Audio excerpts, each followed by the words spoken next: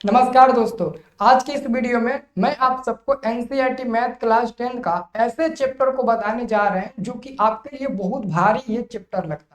लेकिन दोस्तों जब इस चैप्टर के हर क्वेश्चन को बनाने का प्रयास करोगे ना तो ये क्वेश्चन बहुत इजी लगेगा। तो जी हाँ दोस्तों, मैं बिल्कुल सही बोल रहा हूँ। आप लोगों ने थंबनेल पर देख ही रहे होंगे कि आपका चैप्टर है पृष्ठीय क्षेत्रफल और आयतन, और ये चैप्टर नंबर 12 है। दोस्तों ये चैप्टर नंबर 12 नहीं है, लेकिन क्या है ना, जो नया किताब आया ना वो नया किताब ही मेरे पास है, और नया किताब में चैप्टर को आगे पीछे कर दिया गया है। ये आपका चैप्टर नंबर 13 है, और चैप्टर नंबर 13 को 12 में कर दिया है, 12 को 13 में कर दिया है। आप लोग भी बुक ओपन करके देखेंगे तो यहाँ पर 13.1 लिखा होगा, और ये क्वेश्चन एकदम सेम टू सेम उसमें होगा। तो आपको टेंशन लेने की जरूरत नहीं है। नया वाला किताब होगा तो 12.1 ओपन करिएगा तो ये क्वेश्चन मिलेगा। अगर पुराना वाला एनसीईआरटी का आपके पास किताब होगा तो ओपन करिएगा तो 13.1 मिलेगा। नो टेंशन, मेरे पास दोनों बुक है, नया वाला भी है पुराना वाला भी है। तो नया वाले में आप लोग थंबनेल पर देख सकते हो सेम टू सेम है, आपका क्वेश्चन ये है।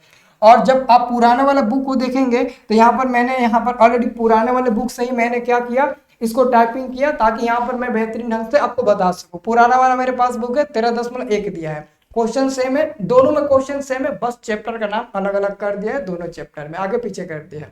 ठीक है, तो चलिए आपको मैं यहाँ पर टाइपिंग करके बता रहा हूँ क्वेश्चन को, ताकि मैं बहुत आसानी से आपको बता सकूं। तो अच्छे से समझिएगा, पूरा अंत तक देखिएगा वीडियो को, तभी आपको समझ में आएगा। ठीक है, चलिए क्वेश्चन नंबर आप देखिए फर्स्ट है। सबसे पहले फर्स्ट नंबर क्वेश्चन देखने से पहले यहाँ पर दोस्तों पुराने वाला किताब में नए वाला किताब में दोनों में दिया होगा कि जब तक कहा ना जाए कि पाई का मान मतलब कि कुछ अलग लो, तब तक आप पाई का मान 22/7 लिखिएगा। मतलब ये है कि कई कई क्वेश्चन में नहीं कहता है कि पाई का मान यहाँ पर 3.14 लीजिए, तो जहां कहेगा कि पाई का मान 3.14 लीजिए वहीं पर लीजिएगा। अगर किसी क्वेश्चन में नहीं कहेगा कि पाई का मान 3.4 लीजिए तो आपको 22/7 वहां पर लेना है। ठीक है ना, तो आप समझ जाइएगा अच्छे से। ये क्वेश्चन मेरे भाई क्वेश्चन का आ रहा है, ध्यान से सुनिएगा। क्वेश्चन का रहा है कि दो घनों जिनमें से प्रत्येक आयतन 64 सेमी क्यूब है के संलग्न फलकों को मिलाकर एक ठोस बनाया जाता है, तो इससे प्राप्त घनाभ का पृष्ठीय क्षेत्रफल ज्ञात करें।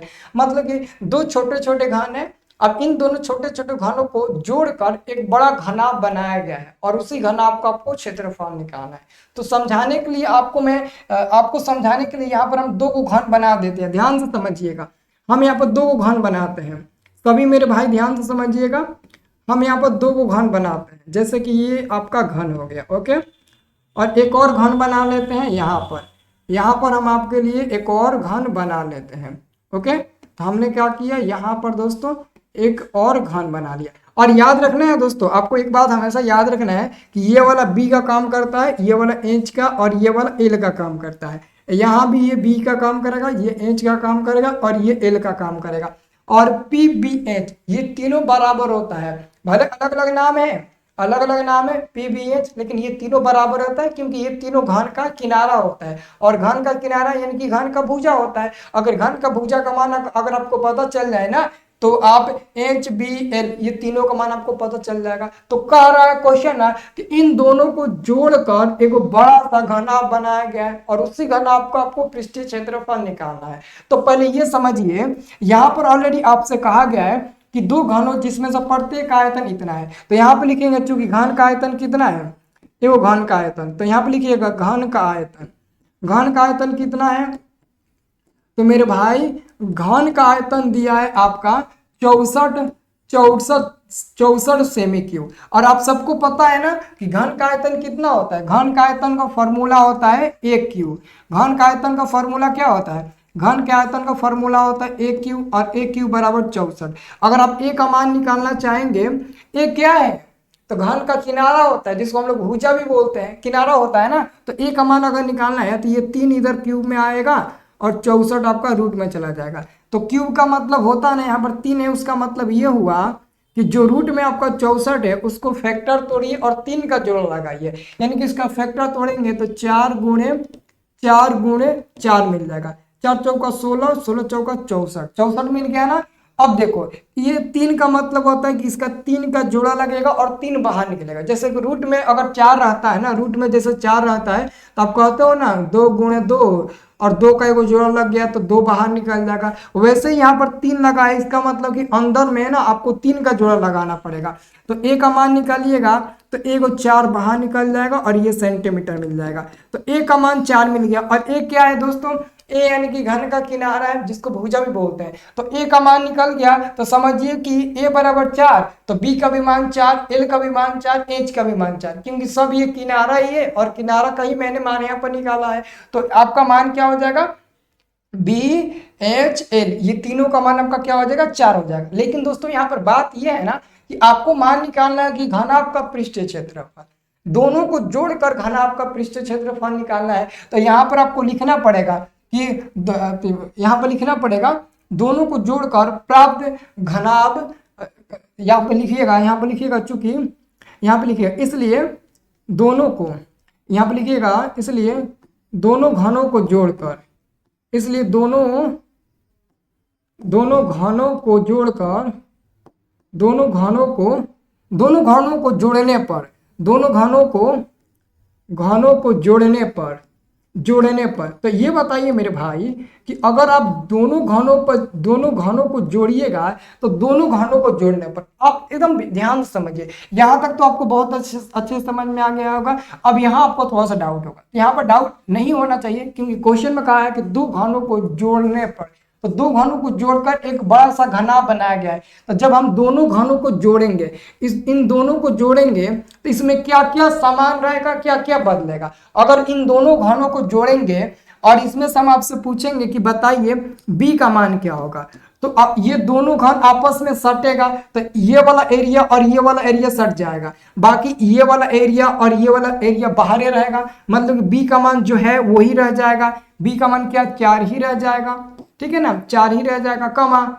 फिर उसके बाद से दोस्तों ये दोनों जुटेगा तो ये भी आपका एच का ही काम करेगा, ये भी एच का ही काम करेगा। तो आपको याद रखना है कि ये दोनों सटेगा, लेकिन वहां पर भी आपका एच का तो मान एकदम सेम रहेगा। एच का मान क्या रहेगा, आपका बिल्कुल सेम रहेगा।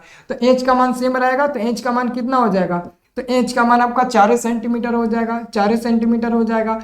अब यहाँ वो देखिए, अब एक चेंज होगा, वो क्या चेंज होगा, ये लंबाई, क्योंकि इन दोनों को जोड़िएगा तो ये आएगा यहाँ पर सट जाएगा, यहाँ पर सटेगा तो ये लंबाई और ये लंबाई, यानी कि हमारा जो एल का मान होगा वो क्या होगा, ये लंबाई ए घन है तो ए घन का मतलब कि किनारा क्या था, 4 सेंटीमीटर था, तो 4 सेंटीमीटर। फिर इसका भी आपका क्या होगा, यही होगा सेम टू सेम, तो इसको भी जोड़ दीजिए तो 4 4 आपका 8 सेंटीमीटर हो जाएगा। मतलब कि लंबाई केवल बढ़ेगा, बाकी आपका ऊंचाई और चौड़ाई सेम टू सेम रहेगा। जब आप 2 घनों को जोड़कर एक बड़ा सा घनाभ बनाएंगे तो लंबाई में परिवर्तन होगा, बाकी चौड़ाई और ऊंचाई में कोई परिवर्तन नहीं होगा, वो आपका हूबहू रहेगा। तो हमने बी एच और एल का मान निकाल लिया। जब हमारा ये 3 मान निकल जाएगा तो हम आराम से क्षेत्रफल निकाल लेंगे घनाभ का। घनाभ का क्षेत्रफल क्या होता है, देखिए घनाभ का क्षेत्रफल क्या होता है, तो यहाँ पर हम लिखेंगे इसलिए घनाभ का क्षेत्रफल, इसलिए घनाभ का पृष्ठीय क्षेत्रफल, घनाभ का पृष्ठीय क्षेत्रफल। तो घनाभ का पृष्ठीय क्षेत्रफल क्या होगा, घनाभ का पृष्ठीय क्षेत्रफल होता है 2 ब्रैकेट में L into B plus B into H plus H into L होता है। यही दोस्तों हमारा घनाभ का क्षेत्रफल होता है। तो ये क्या हो जाएगा, 2 हो जाएगा ब्रैकेट में, लंबाई 8 है और चौड़ाई क्या है, चौड़ाई 4 है, चौड़ाई का मान 4 है प्लस चौड़ाई का मान 4 है, ऊंचाई का भी मान 4 है प्लस ऊंचाई का मान 4 है, लंबाई का मान 8 है। इसी को गुणा करके हल करके आंसर निकालो, ये 2 हो जाएगा, 8 चौके 32 हो जाएगा प्लस 4 चौके 16 हो जाएगा प्लस 8 चौके 32 हो जाएगा। इन दोनों को जोड़िएगा तो कितना मिलेगा, 16 × 5 80 मिलेगा। तो 2 गुणे ये सब जोड़िएगा तो 80 मिलेगा और 80 में 2 से गुणा करिएगा 160 सेंटीमीटर स्क्वायर आपका फाइनल आंसर मिलेगा। अब जब आप एनसीईआरटी बुक ओपन करके देखेंगे तो आपका आंसर एकदम इतना ही मिला होगा, 160 सेंटीमीटर स्क्वायर मिला होगा, एकदम सेम टू सेम इतना ही आंसर मिला होगा। तो कोई इसमें भारी क्वेश्चन नहीं है। हालांकि ये क्वेश्चन 2 नंबर में पूछता है, कभी कभी 5 नंबर में भी क्वेश्चन पूछ देता है। बाकी जब अगला क्वेश्चन आएगा ना, ये सबका सब 5 नंबर वाला क्वेश्चन, एग्जाम में बहुत पूछता है ये क्वेश्चन, ठीक है, उम्मीद करते हैं ये क्वेश्चन आपको बहुत अच्छे से समझ में आ गया होगा। ठीक है, चलिए अगला क्वेश्चन। दोस्तों अगला क्वेश्चन आपको बोर्ड एग्जाम में 5 नंबर का आता है, बहुत बढ़िया से आपको समझना है। देखो बस आपको कॉन्सेप्ट समझना है, बाकी सोल्यूशन आप खुद कर लेंगे। ठीक है, देखिए क्वेश्चन कहाँ है, पहले क्वेश्चन को पढ़ते हैं। क्वेश्चन मेरे भाई कह रखा है कि कोई बर्तन एक खोखले अर्धगोले का आकार का है। कोई बर्तन है, देखो पहले आप एक एक लाइन को पढ़ते जाओ, एक एक लाइन मतलब कि फिगर बनाते जाओ, फिगर गलती बनेगा, आंसर भी गलती आएगा। ठीक है, तो कोई बर्तन है जो एक खोखले अर्धगोले का आकार का है, मतलब कि अर्धगोला कैसे होता है, अर्धगोला जैसे कि मानते हैं हमारे पास कोई गोल तो चीज है नहीं, जैसे कि कोई गोल चीज है उसको काटेंगे, जैसे कि मानते हैं दोस्तों हमारे पास ये गोल चीज है, इसको काटेंगे तो आधा वाला हिस्सा ऐसे दिखेगा, मतलब आधा हिस्सा ऐसे चौपुट दिखेगा ना। मतलब मेरा कहने का मतलब है कि एक अर्धगोला हमको बनाना है, बस कह रहा है कि कोई बर्तन एक अर्धगोले खोखले का आकार का है। तो हम यहाँ पर कोई एगो बर्तन ले लेते हैं, कोई एगो बर्तन ले लेते हैं जो कि अर्धगोले खोखले का आकार का है। तो हमने एगो अर्धगोले खोखले आकार का एगो बर्तन ले लिया। ओके, अब उसके आगे कह रहा है कि जिसके ऊपर इसी के ऊपर खोखला बेलन अर्धरोपित है, मतलब कि इसी के ऊपर एगो बेलन है। अब बेलन कैसा होता है, बेलन ऐसा होता है, बेलन ऐसा होता है ना ऐसा बेलन। तो ऐसा दोस्तों बेलन इसी के ऊपर रखा हुआ है, तो इसी के ऊपर एक बेलन रखा हुआ है, इसी के ऊपर क्या रखा हुआ है, एक बेलन रखा हुआ है। तो इसको ऐसे मिला देंगे, नीचे वाला भी तो ऐसा होगा ना, नीचे वाला भी ऐसा होगा ना। तो देखिए ऑलरेडी ये हमारा ऐसे हो जाएगा, मतलब कि ऊपर और नीचे दोनों बेलन रखा हुआ है, सॉरी नीचे अर्धगोला है और ऊपर इसके बेलन रखा हुआ है। तो इसको हम ऐसे मिला देंगे ताकि हमारा त्रिज्या में बैठ जाए। समझ में आ गया ना, मतलब कि नीचे आपका अर्धगोला है और इसी के ऊपर एक बेलन रखा गया है। तो ये बेलन को हमने उठाकर इसके ऊपर रख दिया, बस कुछ नहीं किया। उसके बाद से कह रहा है कि अर्धगोले का व्यास, जो अर्धगोले का व्यास है ये पूरा दिया है, ये पूरा कितना, ये पूरा आपका डी होता है, पूरा डी होता है और डी का मान आपका 14 सेंटीमीटर दिया है। ठीक है, उसके बाद से इस बर्तन यानी कि पात्र की कुल ऊंचाई आपका दिया है 13 सेंटीमीटर, यानी कि यहां से लेकर यहां तक की ऊंचाई दिया है आपका 13 सेंटीमीटर, ऊंचाई 13 सेंटीमीटर दिया है। तो इस बर्तन का आंतरिक वृत्तीय क्षेत्रफल, मतलब कि इस बर्तन का पूरा क्षेत्रफल आपको निकालना है कि इस बर्तन का पूरा क्षेत्रफल क्या होगा। बस आप फिगर बनाओ, बाकी सॉल्यूशन बहुत आसान है।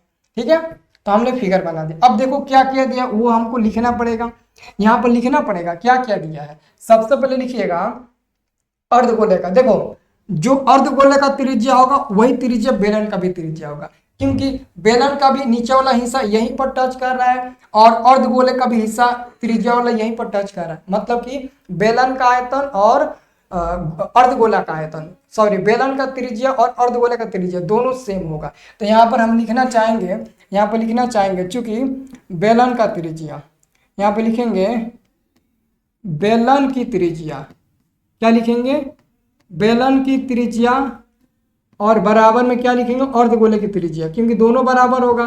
तो बेलन की त्रिज्या बराबर में अर्धगोले की त्रिज्या, अर्धगोले की त्रिज्या आर बराबर क्या हो जाएगा, आर बराबर तो व्यास दिया है 14, तो 14 का आधा हो जाएगा 14/2 हो जाएगा।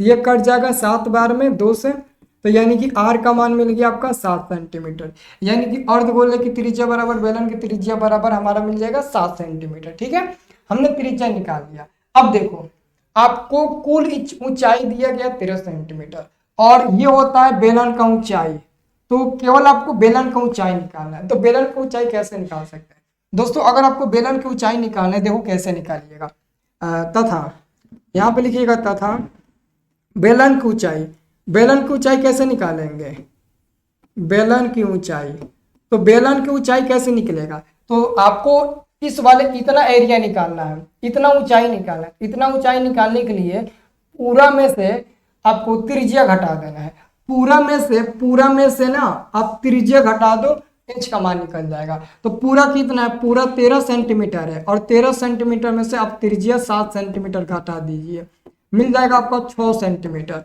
और 26 सेंटीमीटर ये हो जाएगा, इसकी ऊंचाई मिल जाएगा आपका 6 सेंटीमीटर।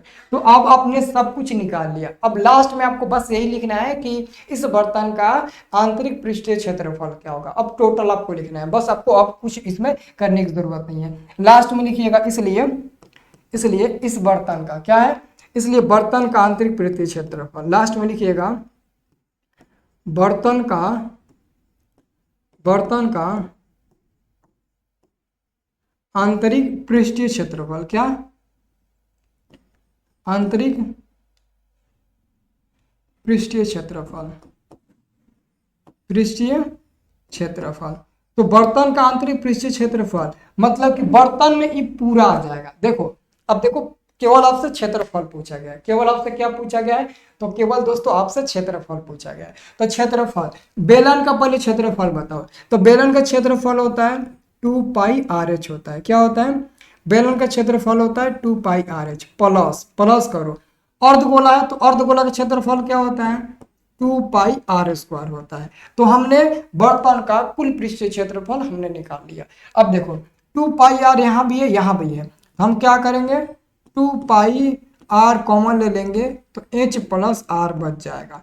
अब इसी में हमको मान रख देना है। इसी में हमको क्या करना है? मान रख देना है। देखिए, हम यहाँ पर 2 लिखेंगे गुणा पाई का मान 22/7 रखेंगे, क्योंकि यहाँ पर पाई का मान नहीं ना कहा है कि 3.14 रखिए, तो हम लोग 22/7 रखेंगे। आर का मान 7 है तो हम 7 रखेंगे ब्रैकेट में। एच का मान 6 है प्लस आर का मान 7 है तो 7 रख देंगे ब्रैकेट बंद। अब उसी को सॉल्व करेंगे जितना मिलेगा। ठीक है, यहाँ पर सॉल्व कर लेते हैं। ये तो कट जाएगा, ये आपका, ये देखिए 7 और 7 कट जाएगा तो कितना मिलेगा? 2 में 22 में गुणा करिएगा 44 मिल जाएगा, गुणा 6 7 आपका 13 मिल जाएगा। 13 मिल जाएगा, 6 7 13 मिल जाएगा। हम मोबाइल से गुणा करके देखते हैं कितना मिलेगा। हम देख लेते हैं मोबाइल से गुणा करके कि कितना मिलेगा। ओके, हमको लगता है कि 576 के आसपास मिलना चाहिए। 44 गुणे 13, 572 मिला है। कितना मिला? 572। तो आपका आंसर कितना मिल गया? 572 मिल गया सेंटीमीटर स्क्वायर। अब आंसर में देख लीजिएगा आपका इतना ही दिया होगा। ये 5 नंबर आपका क्वेश्चन सॉल्व हो गया, एकदम 5 नंबर वाला क्वेश्चन, बहुत इजी है। ठीक है ना? तो आपने 5 नंबर क्वेश्चन सॉल्व कर दिया, मतलब कि 5 नंबर वाला क्वेश्चन। हालांकि क्वेश्चन नंबर 2 है और ये क्वेश्चन आपके बोर्ड एग्जाम में 5 नंबर का पूछा जाता है। तो अच्छे से इस क्वेश्चन को बना लीजिएगा, एक ही पेज में ये सॉल्व हो गया क्वेश्चन। ओके, अब इसका अगला क्वेश्चन देखिए, मतलब कि तीसरा नंबर। तो दोस्तों तीसरा नंबर क्वेश्चन बहुत ही इंपॉर्टेंट है, बोर्ड एग्जाम में 4 बार अभी तक पूछा गया। हूबहू क्वेश्चन बोर्ड एग्जाम में 4 बार आप लोगों से पूछा गया है। अब क्वेश्चन क्या है दोस्तों कि 4 बार पूछा गया? देखिए क्वेश्चन एक खिलौना त्रिज्या 3.5 सेंटीमीटर वाले शंकु के आकार का है। मतलब कि एक खिलौना है जिसकी त्रिज्या 3.5 सेंटीमीटर और इस खिलौना का आकार है शंकु के आकार जैसा, और जो उसी त्रिज्या वाले एक अर्धगोले पर अर्धारोपित है। मतलब कि शंकु का त्रिज्या 3.5 है और 3.5 सेंटीमीटर त्रिज्या का एक अर्धगोला है, और उसी अर्धगोले के ऊपर ये हमारा शंकु है। मतलब कि हमारा एक यहाँ पर अर्धगोला है, यहाँ पर क्या है मेरे भाई? यहाँ पर हमारे पास एक अर्धगोला है, यहाँ पर क्या है? हमारे पास एक अर्धगोला है, और जिसकी अर्धगोला का जितना त्रिज्या है उतना ही त्रिज्या शंकु का है। तो इसी अर्धगोले के ऊपर क्या है? एक शंकु रखा गया है, एक शंकु रखा गया है, और इस शंकु का जो त्रिज्या होगा ना, वही त्रिज्या अर्धगोला का त्रिज्या होगा। तो यहाँ पर भी शंकु का त्रिज्या बराबर में अर्धगोला का त्रिज्या सेम हो जाएगा।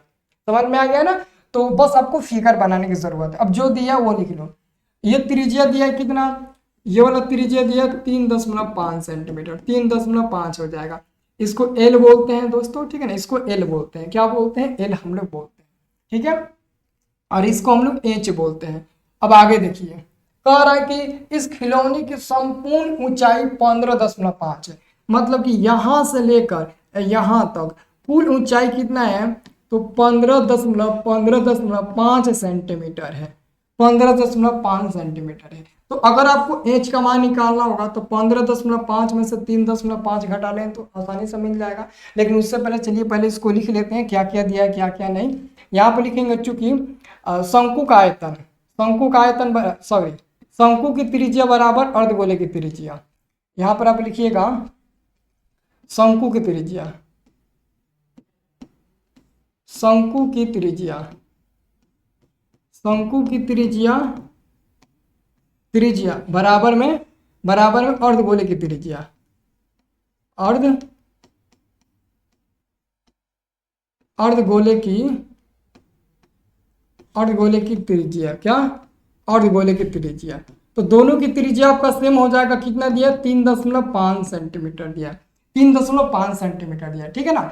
अगर आपको शंकु की ऊंचाई निकालना होगा, शंकु की ऊंचाई, तो शंकु की ऊंचाई क्या होता है, तो मेरे भाई शंकु का ऊंचाई होता है, शंकु का ऊंचाई को हम लोग एच बोलते हैं, और एच का मान निकालने के लिए पूरा में से त्रिज्या घटा दीजिए, तो पूरा आपका है 5.5 सेंटीमीटर, इसमें से 3.5 सेंटीमीटर अब घटा दीजिए, तो कितना मिल जाएगा, ये मिल जाएगा आपका 12 सेंटीमीटर, यानी कि ऊंचाई कितना मिल गया, ऊंचाई आपका 12 सेंटीमीटर मिल गया। अब एक चीज और निकालना है, क्योंकि कह रहा है कि इस खिलौने का संपूर्ण पृष्ठीय क्षेत्रफल निकाले, तो आपका शंकु का क्षेत्रफल हो जाएगा पाई आर एल, तो एल का तो मान इसमें दिख ही नहीं रहा है, और एल का मान जरूरी है, और जब तक एल का मान नहीं निकालेंगे तब तक आप इसका आंसर भी नहीं निकाल पाएंगे। तो एल का मान कैसे निकालता है, एल को क्या बोला जाता है, तो मेरे भाई याद रखना, अब यहाँ पर लिखेंगे, इसलिए एल को तिर्यक ऊंचाई बोलते हैं, तो यहाँ पर लिखेंगे तिर्यक ऊंचाई, यहाँ पर लिखेंगे तिर्यक ऊंचाई एल, तिर्यक ऊंचाई एल। तो एल का मान निकालने के लिए फॉर्मूला होता है अंडर रूट में एच स्क्वायर प्लस में आर स्क्वायर, अंडर रूट में होता है, ठीक है। तो एच का मान कितना है 12 है, 12 का स्क्वायर, प्लस आर का मान कितना है 3.5, तो 3.5 का स्क्वायर हो जाएगा, ये रूट में हो जाएगा, तो ये कितना हो जाएगा 144 होगा, और प्लस में ये हमको लगता है कि 12.5 मिलेगा। एक बार मैं मोबाइल से गुणा कर लेता हूँ, कितना है आपका 3.5 गुणे 3.5, 12.25 मिला है, कितना मिला है 12.25 मिला है, इसको स्क्वायर करने पर। अब इसको रूट में रहने दीजिए, अब इसको जोड़िएगा तो कितना मिलेगा, तो 6 2 गो 4 गो 6 गो, फिर 1 गो 4 गो 5 गो, और यहाँ पर 156.25 मिलेगा। अब दोस्तों इसको रूट से बाहर निकालना बहुत मुश्किल है, बहुत ज़्यादा मुश्किल है, क्योंकि एग्जामिनेशन हॉल में जब ऐसा क्वेश्चन पूछेगा तो ऐसे क्वेश्चन को याद करके ही जाना पड़ेगा कि इसको रूट से बाहर निकालेंगे तो कितना मिलेगा, ठीक है ना। तो इसको रूट से हम बाहर निकालते हैं, कितना 156 है ना, 156 156.25 है ना, 25 है, इसको रूट से बाहर निकालने पर मिल रहा है 12.5 मिल रहा है, तो आपका हो जाएगा 12.5 सेंटीमीटर एल का मान, एल का कितना मान मिल गया 12.5 सेंटीमीटर। अब इसका दोस्तों कुल क्षेत्रफल आप लोग निकाल सकते हो, इसका कुल क्षेत्रफल निकाल सकते हो, तो यहाँ पर आप लिखिएगा खिलौने का कुल पृष्ठ क्षेत्रफल, इसलिए यहाँ पर लिखिएगा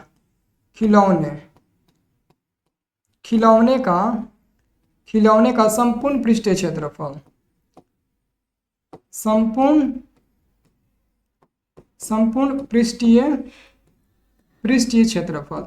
तो संपूर्ण पृष्ठीय क्षेत्रफल क्या हो जाएगा खिलौने का, पहले ऊपर वाला आपका शंकु है, तो शंकु का आयतन होता है पाई आर एल, क्या होता है पाई आर एल होता है, और प्लस में नीचे अर्धगोला है, और अर्धगोला का क्षेत्रफल होता है 2 पाई आर स्क्वायर होता है। तो यहाँ पर हम क्या करेंगे, पाई आर कॉमन ले लेंगे, तो क्या बचेगा एल बचेगा, और प्लस में आपका क्या बचेगा आर बचेगा, ठीक है ना, एल बचेगा और ना 2 आर बचेगा ना, 2 आर बचेगा, ये हमारा बचेगा। अब इसमें आपको मान रख देना है और मान निकाल लेना है, तो चलो एक बार रखकर हम लोग देख लेते हैं कितना निकलता है। मान यहाँ पर रखते हैं, पाई का मान 22/7 रखते हैं, आप लोग को दिख रहा है ना, हाँ दिख तो रहा है। आर का मान कितना है, आर का मान 3.5 है, 3.5 हो जाएगा, ब्रैकेट बंद। एल का मान मिला है 12.5 प्लस 2 गुणे 3.5 हो जाएगा, इतना हो जाएगा, ठीक है। अब उसी को हल करना है, यह अगला पेज में हल कर दे, पहले देखो ये कट जाएगा, ये कटेगा 7 से 3.5 कट जाएगा, 0.5 बार में 7 × 35 0.5 बार में कट जाएगा। तो नेक्स्ट पेज इसके लिए ऐड करते हैं, तो यहाँ पर हम लिख देते हैं क्या है 22 गुणे 0.5, क्या है 22 गुणे 0.5, ठीक है। और ब्रैकेट में क्या है, ब्रैकेट में 12.5 है, तो लिखते हैं 12.5 प्लस 2 में 3.5 से गुणा करिएगा तो 7 मिल जाएगा, केवल मिलेगा ये 7, ये आपका 7 मिल जाएगा, ठीक है। अब देखिए इसको गुणा करिएगा तो कितना मिलेगा, मोबाइल से गुणा कर लेते हैं, आप लोग भी मोबाइल से गुणा कर लीजिएगा ताकि जल्दी में हो जाए। 22 में हमको 0., कितना से गुणा करना है, 22 में हमको गुणा करना है 0.5 से, 0.5, 22 में 0.5, हाँ आधा गुणा करना है ना, तो 11 मिल जाएगा, 11 मिल जाएगा। देखो कैसे 11 मिलेगा, जैसे कि 22 है ना, गुणा दशमलव के बाद एक अंक है तो 5 और आपका नीचे 10 हो जाएगा, ठीक है ना, इतना मिल जाएगा। तो ये कट जाता है। अभी रुक जो ऐसा ही बता देते हैं, आप रुक जाइए, ठीक है ना। इसको हम जोड़ लेते हैं, इसको जोड़ने पर कितना मिला है, 12 साथ जोड़िएगा 19 मिलेगा, और 19.5 हो जाएगा, 19 आपका ये 5 हो जाएगा। अब देखिए यहाँ पर कट जाएगा, आपको समझ में है ना। 0.5 को हम 5/10 लिख सकते हैं, ठीक है ना, ताकि ये 5 एकम 5, 5 दूने के 10, और 2 से 11, 22 कटेगा 11 बार में, इसलिए 11 मिला था। तो 11 गुणे क्या हो जाएगा, 11 गुणे क्या हो जाएगा आपका, तो यहाँ पर होगा आपका 11 गुणे ये आपका 19.5 है, तो 19.5 हो जाएगा, ठीक है। अब इसको गुणा हम कर लेते हैं, कितना मिल जाएगा, 11 गुणे 19.5, ठीक है ना। तो 200 मिला है, 214.5 सेंटीमीटर स्क्वायर मिला है। इतना बुक में देखिए तो मिला है, हम जरा बुक में देख लेते हैं क्योंकि हमने भी आंसर नहीं देखा है जी, ठीक है ना। अगर इतना मिला होगा, हाँ 214.5 एकदम एक्यूरेट आंसर मिला है जी, वाह क्या बात है, एकदम हम लोग का एकदम करेक्ट आंसर मिला है। चलिए एकदम करेक्ट आंसर मिला है, उतना ही मिला है, ओके। चलिए तो ये हमारा तीसरा नंबर पे क्वेश्चन सॉल्व हो गया। अब आप चौथा नंबर क्वेश्चन की ओर बढ़िए। चौथा नंबर क्वेश्चन ना थोड़ा सा बहुत ना कंफ्यूज करेगा, लेकिन कंफ्यूज नहीं होना है, बस फिगर बना लो। क्वेश्चन तो और सोल्यूशन तो हम बहुत आसानी से कर लेंगे, बस आप इस क्वेश्चन का फिगर बना लीजिए, बाकी आप सब क्वेश्चन बहुत ही आसानी पूर्वक बना लेंगे। सबसे पहले देखिए क्वेश्चन क्या कह रहा है, देखिए क्वेश्चन कह रहा है ना कि भुजा 7 सेंटीमीटर वाले एक घनाभ ब्लॉक के ऊपर एक अर्धगोला रखा हुआ है, एक अर्धगोला रखा हुआ है, ठीक है। अर्धगोले का अधिकतम व्यास क्या हो सकता है, इस प्रकार बने ठोस का पृष्ठीय क्षेत्रफल निकाले। मतलब अब देखो हमारी भाषा में एक घन है और उस घन का भुजा जो है ना, मतलब कि प्रत्येक किनारा भुजा 7 सेंटीमीटर है, समझ में आ गया ना। और उसी घन के ऊपर एक अर्धगोला रखा गया है। अब उस अर्धगोले का अधिकतम व्यास कितना होगा और उसके साथ साथ उसका पूरा क्षेत्रफल आपको निकालना है। तो हम क्या करते हैं, यहाँ पर एक घन बना लेते हैं, तो जरा बड़ा सा घन बनाते हैं ताकि आपको समझाने में मजा आए। हम यहाँ पर एगो घन बना लेते हैं, सब लोग ध्यान से देखिए। हम यहाँ पर क्या करते हैं, एगो घन बना लेते हैं। चलिए यहाँ पर हमने क्या किया मेरे भाई, हमने एगो घन बना लिया और इसका प्रत्येक किनारा क्या है, मतलब कि ये कुछ भी कहेगा, मतलब कि भुजा दिया है तो मतलब कि चारों किनारा आपका 7 सेंटीमीटर है, प्रत्येक का भुजा आपका कितना है 7 सेंटीमीटर है, क्योंकि कह दिया कि भुजा 7 सेंटीमीटर, ठीक है ना। अब इसी के ऊपर अर्धगोला, तो अर्धगोला को कैसे रखोगे, अब यहाँ पर डिमांड आता है कि सर आखिर में हम अर्धगोला को रखेंगे तो कैसे रखेंगे। जैसे कि मानते हैं दोस्तों हमारे पास ये गोला है, सब लोग ध्यान से समझिएगा, एक एक पॉइंट को आप लोग को समझना है तभी तो समझ में आएगा। जैसे कि हमारे पास ये गोला है, क्या है हमारे पास, जैसे कि ये गोला है। अब इस गोला को हम क्या किए, इस गोला को हम क्या किए, काट दिए बीच में से। तो जब हम बीच में से गोला को काटेंगे तो ये गोला कट कर कुछ इस प्रकार दिखेगा, कुछ इस प्रकार हमें ये गोला दिखेगा। देखिए ये इस प्रकार आपका गोला लगभग दिखेगा। जब गोला को काट दोगे, जैसे कि आलू को काटते हो, आलू को, अंडा तो कट, ठीक है ना, मतलब कोनो गोल को, सेव को काट दो, संतरा को काट दो, कोनो गोल चीज को काटोगे तो उसका ऊपर वाला हिस्सा ऐसा ही नहीं दिखेगा। अब यही हिस्सा उठाकर इस पर रख देना है, तो कैसे रखिएगा, तो इसी हिस्से को हम इस पर रखना चाहेंगे। तो अगर हम इसी हिस्से को इस पर रखना चाहेंगे तो कुछ इस प्रकार दिखेगा, कुछ इस प्रकार दिखेगा, कुछ इस प्रकार दिखेगा, रुक जाओ, इस प्रकार दिखेगा, सॉरी इस प्रकार दिखेगा, मतलब कि हम इस अर्धगोला को इस पर रखते हैं तो कुछ इस प्रकार दिखेगा कि हमने यहाँ पर एगो अर्धगोला रखा है, मतलब कि एगो हमारे पास घन है और इसी घन के ऊपर हमने एगो अर्धगोला को रख दिया है, ठीक है ना। और यहाँ से लेकर यहाँ तक हमारा व्यास होगा और इसका आधा करेंगे तो हमारा त्रिज्या होगा। तो एक बात बताइए, जब आपको क्वेश्चन में कह दिया है कि ई7 ई7 ई7 ई7 सब 7 सेंटीमीटर होगा, जब क्वेश्चन में कह दिया है, तो जब आप अर्धगोला को रख रहे हो तो आपको लग नहीं रहा है कि अर्धगोले का व्यास यहाँ से लेकर यहाँ तक होगा ना, और यहाँ से लेकर यहाँ तक कितना मान होगा, तो 7 सेंटीमीटर होगा, यानी कि अर्धगोला का व्यास भी आपका 7 सेंटीमीटर मिल जाएगा। समझ में आ गया ना, क्योंकि कहा है कि अर्धगोला का अधिकतम व्यास क्या हो सकता है, तो अधिकतम व्यास आपका 7 सेंटीमीटर हो सकता है, क्योंकि वो एक भुजा के बराबर आ रहा है व्यास, तो 7 सेंटीमीटर मिल जाएगा। तो इसी अर्धगोला को ऊपर रखा गया है। अब आपको लास्ट में क्या करना है, लास्ट में आपको कुछ नहीं करना है, इसको डिलीट कर देना है, समझ रहे हो ना, लास्ट में कुछ नहीं करना है, आपको डिलीट कर देना है। ओके, और कुछ आप लास्ट में डायरेक्ट लिखिएगा, डायरेक्ट आपको लास्ट में लिखना है, लास्ट में कि ठोस का पृष्ठीय क्षेत्रफल, डायरेक्ट लास्ट में लिखिए, लास्ट में क्या लिखिए, ठोस का पृष्ठीय क्षेत्रफल, क्योंकि कुछ तो दिया नहीं, पहले लिख लीजिए घन का भुजा, घन का भुजा कितना दिया है, घन का भुजा ये घन है, ठीक है ना, घन का भुजा कितना है, 7 सेंटीमीटर है, 7 सेंटीमीटर है, ठीक है ना। और इसलिए अर्धगोले का व्यास भी कितना हो जाएगा, अर्धगोले का व्यास, अर्धगोले का व्यास आप देखकर समझ गए होंगे फिगर से कि अर्धगोले का व्यास कितना हो जाएगा, अर्धगोले का व्यास यानी कि डी का मान क्या हो जाएगा, तो 7 सेंटीमीटर हो जाएगा। अब आपको मान किसका निकालना है, तो व्यास इतना हो जाएगा। अगर त्रिज्या निकालेंगे तो त्रिज्या कितना मिलेगा, इसी के साथ आप त्रिज्या निकाल लीजिए। इसलिए अगर आप त्रिज्या निकालना चाहेंगे अर्धगोला का, तो अर्धगोला का त्रिज्या कितना हो जाएगा, आर का मान कितना हो जाएगा, तो व्यास का आधा यानी कि r/2 हो जाएगा, r/2 सेंटीमीटर हो जाएगा। अब लास्ट में आप लिखिए डायरेक्ट कि ठोस का पृष्ठीय क्षेत्रफल, इसलिए लिखिए लास्ट में ठोस का पृष्ठीय क्षेत्रफल, ठोस का पृष्ठीय क्षेत्रफल। देखो अगर आप ये क्वेश्चन समझ गए तो अगला क्वेश्चन में आपको बहुत आसानी से समझ में आ जाएगा। ठोस का पृष्ठीय क्षेत्रफल क्या हो जाएगा, पृष्ठीय क्षेत्रफल हो जाएगा। अब बराबर, अब देखो यहाँ पर क्षेत्रफल निकालना बहुत दिक्कत होगा, तो ये पहले बताइए कि घन का क्षेत्रफल क्या होता है। तो मेरे भाई घन का क्षेत्रफल होता है 6a², मतलब कि 6 भुजा स्क्वायर होता है ना, तो हमने घन का क्षेत्रफल निकाल लिया।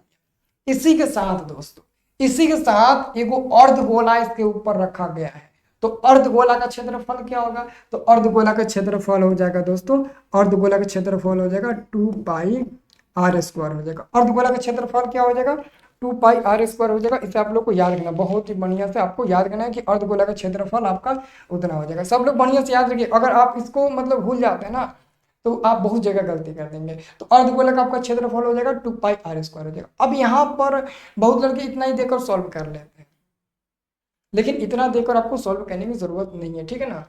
यार कौन लड़के बार बार फोन कर रहे हैं। देखिए मैंने कहा कि ठोस का पृष्ठीय क्षेत्रफल, तो सबसे पहले वो घन है, तो घन का क्षेत्रफल हो जाएगा 6a², और भुजा आपका अर्धगोला दिया है, तो अर्धगोला का क्षेत्रफल हो जाएगा 2πr²। लेकिन यहाँ पर कुछ आप छोड़ रहे हैं।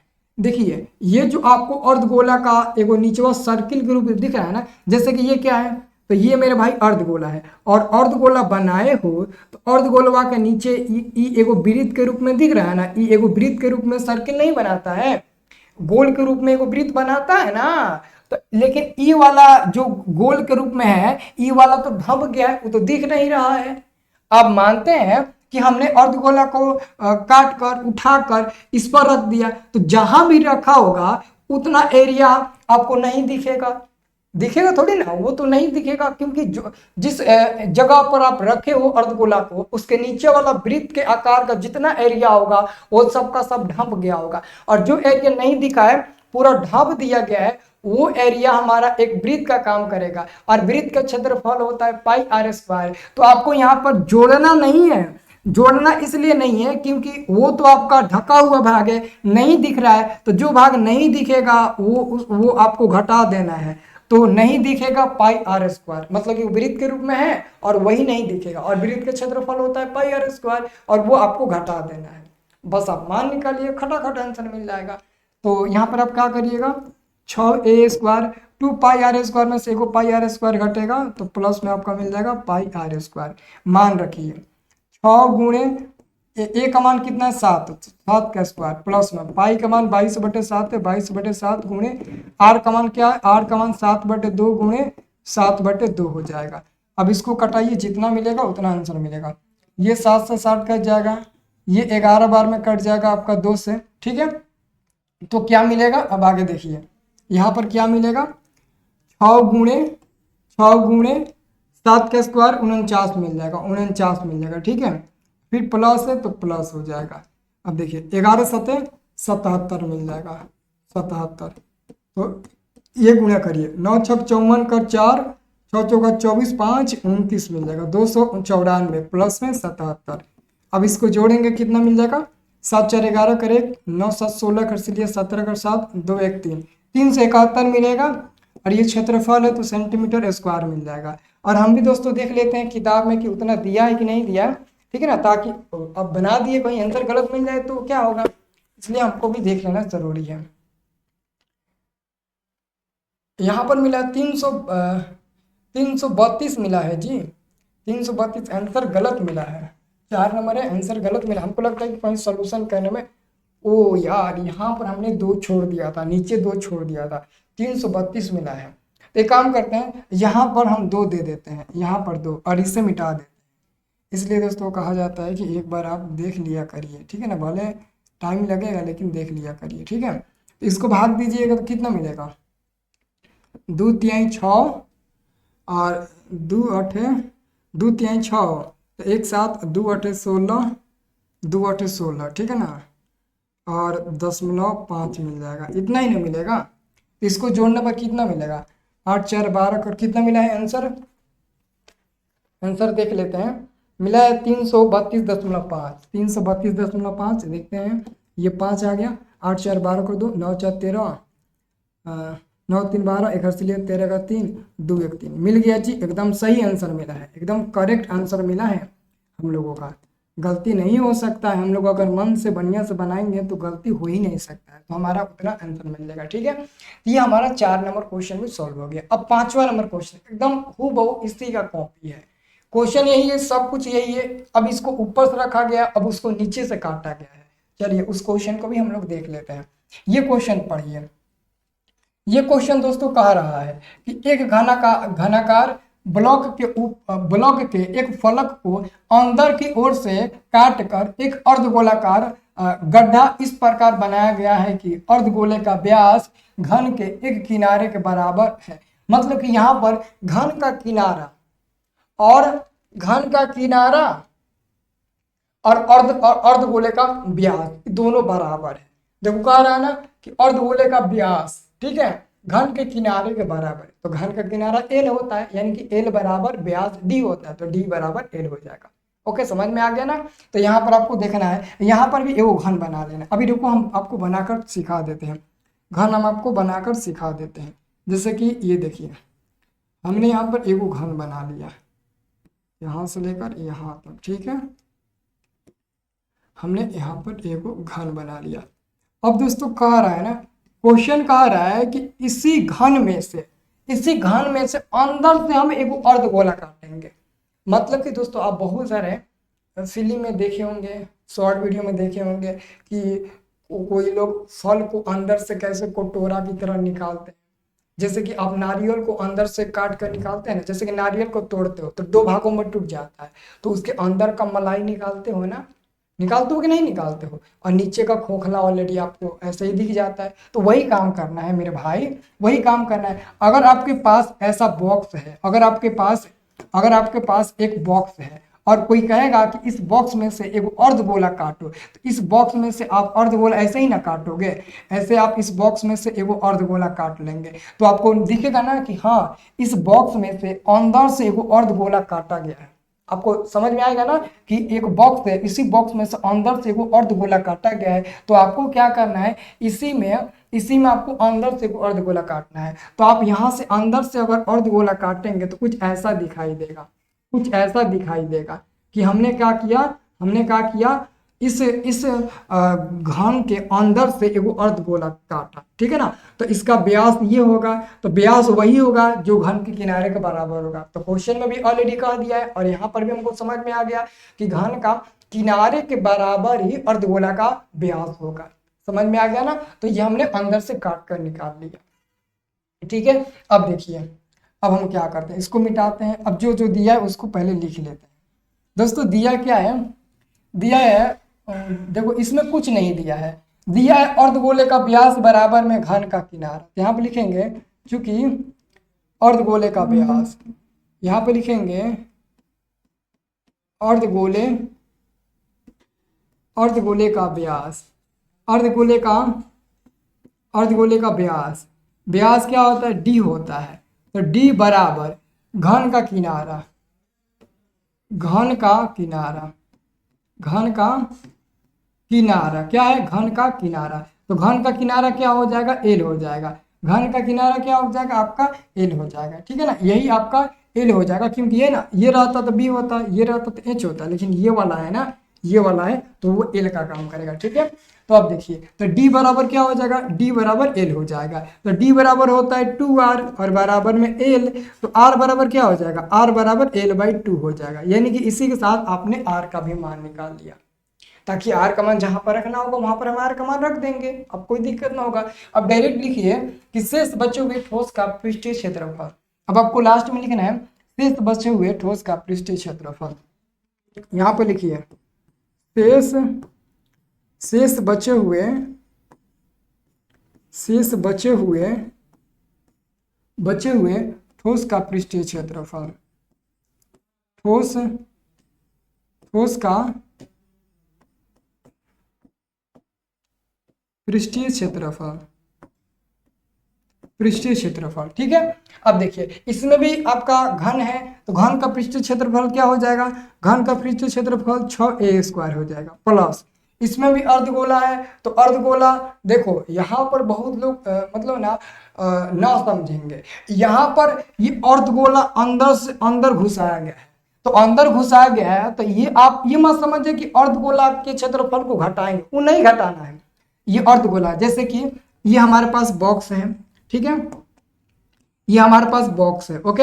अब इस बॉक्स में अगर अर्धगोला काटेंगे तो इसके अंदर वाला मटेरियल निकलेगा, और वो अंदर वाला मटेरियल कौन निकलेगा, जो ऑलरेडी वृत्त के आकार का रूप का होगा, और वृत्त के आकार के रूप के हिसाब से अंदर से मटेरियल निकलेगा। तो बाकी आपका तो ये बाहर हो गया ना, यानी कि अर्धगोला का, अर्धगोला का आपको यहाँ पर क्या करना है, क्षेत्रफल को जोड़ देना है।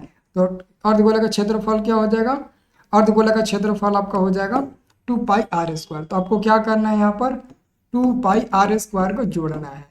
और पता है क्या घटाना है, आपको घटाना वह है जो अंदर से वो मटेरियल आया है। तो अंदर से मटेरियल अर्धगोला आया है, अर्धगोला, और अर्धगोला का उतना ही मटेरियल आया है जितना उसका ऊपर वाला हिस्सा है। तो ऊपर वाला हिस्सा वृत्त के रूप में काम कर रहा है, और वही वृत्त वाला हिस्सा के हिसाब से अंदर से मटेरियल आया है। तो अंदर वाला आपका πr² हो जाएगा। तो πr² आप घटा दीजिए, तो ये मिल जाएगा आपका 6a², और ये घटेगा तो ये मिल जाएगा आपका πr² मिल जाएगा।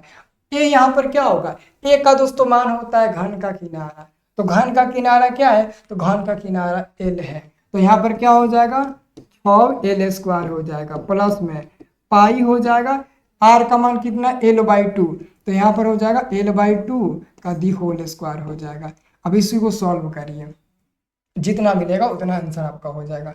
सॉल्व करिए तो ये 6l² प्लस में l² है ना, l² यानी कि आपका हो जाएगा πl², और बाटा में 4 हो जाएगा।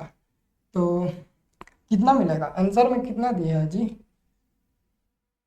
आंसर में कॉमन कितना दिया है, हम l² कॉमन ले सकते हैं। तो पहले बाटा का जोड़ बना ले, अच्छा रहेगा, बाटा का जोड़ बना लेते हैं। तो देखते हैं पहले आंसर में कितना दिया है। ठीक है, आंसर में दिया है, हाँ कॉमन लिया है, कॉमन लिया है, l/4 दिया है। मतलब कि इसको बाटा का जोड़ पहले बना लेते हैं। तो 6 चौका 24 l² प्लस में πl² है, पाई क्या है, l² है, l², ठीक है, और बाटा में आपका 4 है, ठीक है ना, बाटा में आपका 4 है। इतना ही नहीं है आंसर में, आंसर में इतना नहीं है, 24 है, l² कॉमन लिया है 24, 6 मिल जाएगा। देखो क्या किया है, आंसर में इतना दिया है, रुक जाओ रुक जाओ, आंसर सही दिया है। आंसर में पता है कितना दिया है, आंसर में लिखा है 1/4 L² और ब्रैकेट में पाई+24 दिया है, पाई+24। देखो तो सही है, पाई+24 है ना, हाँ पाई+24। अब देख लेते हैं, अगर L² में पाई में गुणा करते हैं तो पाई L² और बाटा में नीचे 4 तो बाटा में नीचे 4 मिल जाएगा। फिर L² में 24 में गुणा करेंगे और 4 से 24 कर देगा 6 बार में तो 6L² मिल जाएगा, यानी कि इतना हमारा हो जाएगा। वर्ग इकाई होगा, आप लिख दीजिएगा, इतना हमारा आंसर हो जाएगा, ठीक है। इतना हमारा आंसर मिल जाएगा वर्ग इकाई, ठीक है ना। तो आपको फाइनल दोस्तों उतना आंसर मिले, ठीक है ना। अगर इतना भी छोड़ देते हैं तो सही है, कोई गलत नहीं है, बट आपका आंसर इतना ही मिलेगा, ठीक है। तो दोस्तों मैंने इसमें आपको 5 क्वेश्चन सॉल्व कराया और इसमें हमको लगता है कि 5 क्वेश्चन हो गए ना, 6 7 8 9, ज़्यादा लंबा वीडियो हो जाएगा और उतना लंबा वीडियो देख भी नहीं पाएंगे। तो 6 7 8 9 क्वेश्चन हम आपको अगले वाले वीडियो में पार्ट 2 में आपको मतलब कि दे देंगे, थंबनेल पे लिख देंगे पार्ट 2, और आप लोग जरूर देखिएगा। और जिस क्वेश्चन ना समझ में आएगा कमेंट में बताइएगा, सर ये वाला क्वेश्चन हमको नहीं समझ में आया। आप जब तक कमेंट नहीं करेंगे तब तक हम कैसे देखेंगे कि आप क्वेश्चन को समझ पा रहे हैं कि नहीं समझ पा रहे हैं। तो आपको कमेंट जरूर करिएगा, ठीक है दोस्तों। मिलते हैं नेक्स्ट वाले वीडियो में, तब तक के लिए जय हिंद।